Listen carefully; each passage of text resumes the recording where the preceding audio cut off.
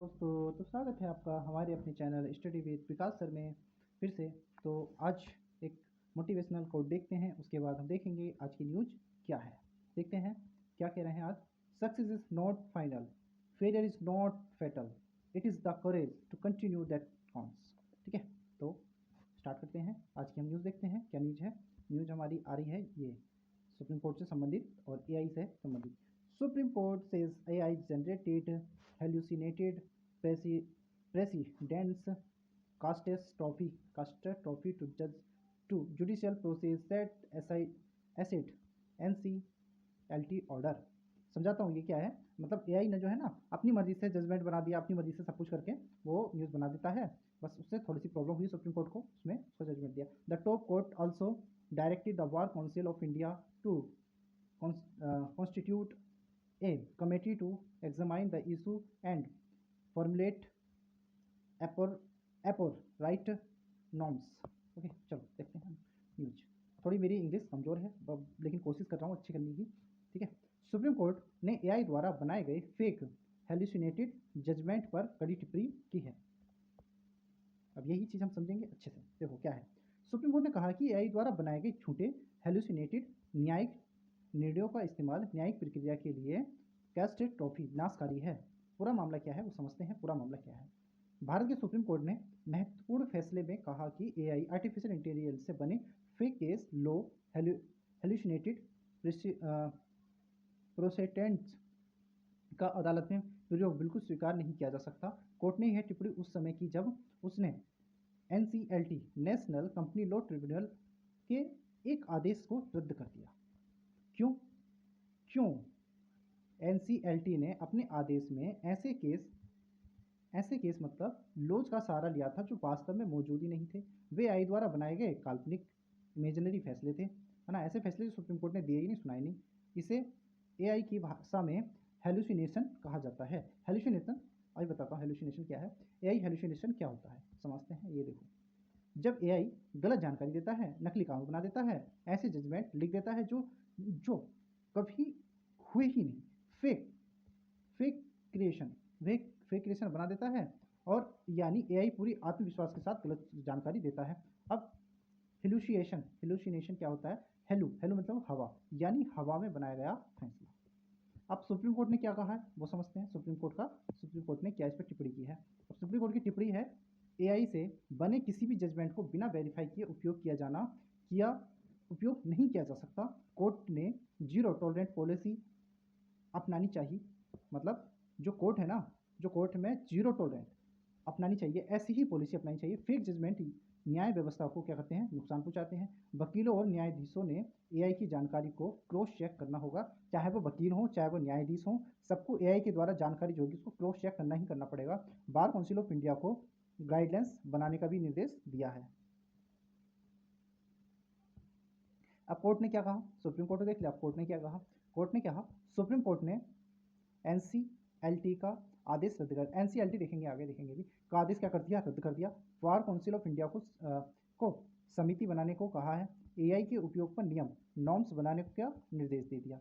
अब की पॉइंट समझते हैं जो एग्जाम में हमारे सपोर्टिव हो, एग्जाम में हमें क्या हो, फायदा पहुंचाएं। अब देखते हैं की पॉइंट देखते हैं। जैसे सुप्रीम कोर्ट ने एआई हेल्यूसिनेशन को न्यायपालिका के लिए खतरा बताया है। एआई द्वारा बनाए गए फेक जजमेंट स्वीकार नहीं होंगे। एनसीएलटी का आदेश रद्द किया गया। बार काउंसिल ऑफ इंडिया गाइडलाइंस बनाएगा। जीरो टॉलरेंट पॉलिसी बनाने की बात कही है। एआई केवल सहायता का साधन है, अंतिम निर्णय मानव का होगा। सभी एआई आउटपुट्स को वेरीफाई करना अनिवार्य होगा। स्टैटिक समझते हैं, थोड़ा सा स्टैटिक देखते हैं। स्टैटिक में ये हमारा माननीय सर्वोच्च न्यायालय ये हमारा माननीय सर्वोच्च न्यायालय है, जो हमारे देश की सर्वोच्च न्यायपालिका भी है, जिसको कहते हैं हम सुप्रीम कोर्ट। सुप्रीम कोर्ट की स्थापना कब हुई थी, 28 जनवरी 1950 में। अनुच्छेद, सुप्रीम कोर्ट की स्थापना का अनुच्छेद कौन सा आता है, 124 आता है। भारत के संविधान का अनुच्छेद 124। और भारत का सर्वोच्च न्यायालय का मुख्यालय कहाँ है, नई दिल्ली में। ठीक है, चलिए अब क्या देखते हैं, एनसीएलटी। अब एनसीएलटी देखते हैं, नेशनल कंपनी लॉ ट्रिब्यूनल। देखो ये क्या है, NCLT national company law tribunal. इसकी स्थापना 2016 को हुई थी। इसका कार्य कंपनी विवाद मतलब insolvency cases corporate matters.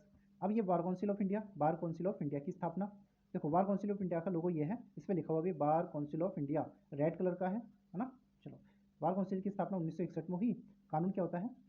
Advocates act 1961 के द्वारा कार्य करता है। वकीलों का पंजीकरण, कानूनी शिक्षा, है ना, और प्रोफेशनल इथिक्स पर काम करता है। अच्छा, हमारी न्यूज आ रही है एआई पर, आर्टिफिशियल इंटेलिजेंस, कृत्रिम बुद्धिमत्ता। तो हम पढ़ ही रहे हैं कृत्रिम बुद्धिमत्ता क्या होती है। आर्टिफिशियल इंटेलिजेंस एआई ऐसी मशीन जो मानव जैसी बुद्धिमत्ता का प्रदर्शन करे। जैसे कि उदाहरण देखते हैं हम, चैट जीटीपी, जेमिनाई, क्लाउड या फिर कॉपीलोट, ये एआई के उदाहरण हैं कुछ।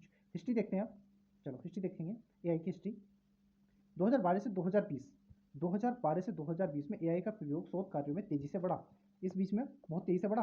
और 2022 जनरेटिव एआई जैसे चैट जीटीपी आम लोगों तक पहुंचना। 2023 से 2025 तक क्या हुआ, पूरी दुनिया में एआई द्वारा फेक जजमेंट और फेक क्रिएशन के कई मामले सामने आए थे। अब 2026 में क्या हुआ, 2026 में भारत में सुप्रीम कोर्ट ने पहली बार एआई हेलुसिनेटेड जजमेंट पर स्पष्ट और कड़ा रुख अपनाया तथा इसे न्यायिक प्रक्रिया के लिए क्या कहा, कैटास्ट्रोफी, विनाशकारी या खतरे की घंटी बोलते हैं इसको। अच्छा, एआई हेलुसिनेशन का अर्थ क्या है? ऑप्शन ए, एआई का बंद होना। ऑप्शन बी, एआई द्वारा गलत या काल्पनिक जानकारी उत्पन्न करना। ऑप्शन सी, एआई का धीमा कार्य। ऑप्शन डी, एआई का हैक होना। तो इसका क्या है, ऑप्शन बी, एआई द्वारा गलत या काल्पनिक जानकारी उत्पन्न करना। ओके, क्वेश्चन नंबर 2 है, national company law tribunal NCLT मुख्यतः किससे संबंधित है? तो बताना है किससे संबंधित है। चलो देखते हैं। ऑप्शन ए, चुनाव विवाद से। ऑप्शन बी, कंपनी एवं दिवाला इंसॉल्वेंसी मामलों से, आपराधिक मामलों से, या भूमि विवाद से। जल्दी से कमेंट करके आंसर बताओ, ए बी सी डी बता दिया होगा। देखो इसका राइट आंसर क्या होगा, इसका राइट आंसर होगा बी। ठीक है, इसका राइट आंसर बी। अब मेंस का क्वेश्चन देख लेते हैं। मेंस का क्वेश्चन क्या कह रहा है, एआई आर्टिफिशियल इंटेलिजेंस न्यायिक व्यवस्था की कार्य क्षमता बढ़ा सकती है, लेकिन बिना सत्यापन के एआई द्वारा उत्पन्न सामग्री न्याय के लिए गंभीर खतरा बन सकती है। इस तथ्य के आलोक में भारतीय न्यायपालिका में एआई के उपयोग की संभावना और चुनौतियों की चर्चा कीजिए। ठीक है, चलो तो आपसे फिर से एक रिक्वेस्ट करना चाहता हूँ, छोटी सी रिक्वेस्ट है। छोटी सी रिक्वेस्ट ये है, आपके लिए छोटी सी है लेकिन मेरे लिए बहुत बड़ी हो जाती है ना। तो आपसे रिक्वेस्ट है, आप ज़्यादा से ज़्यादा क्या करेंगे,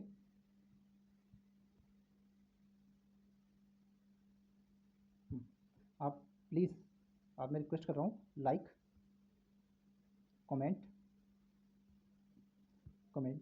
शेयर